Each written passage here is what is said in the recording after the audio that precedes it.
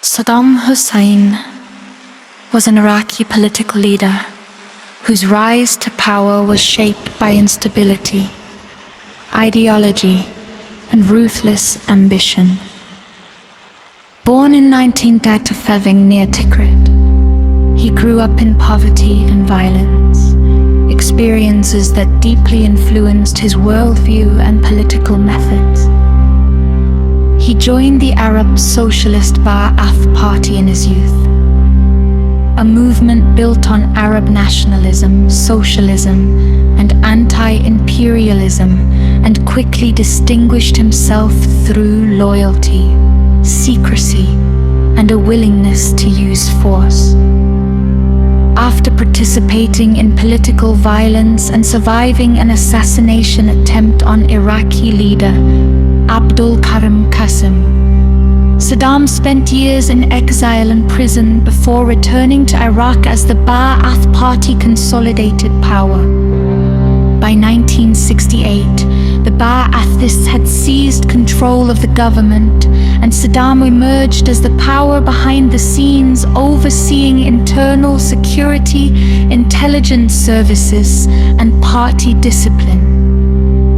In 1979, he formally became president after forcing the resignation of Ahmed Hassan al-Bakr, then launching a dramatic purge of perceived rivals in a televised party meeting that cemented his absolute authority and sent a clear message: loyalty was mandatory and dissent would be fatal.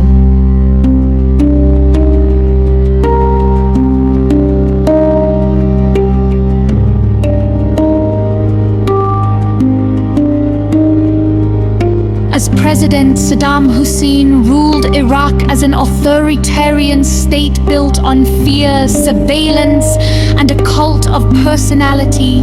He invested heavily in infrastructure, education, and healthcare during the oil boom of the 1970s, which initially improved living standards and strengthened national pride.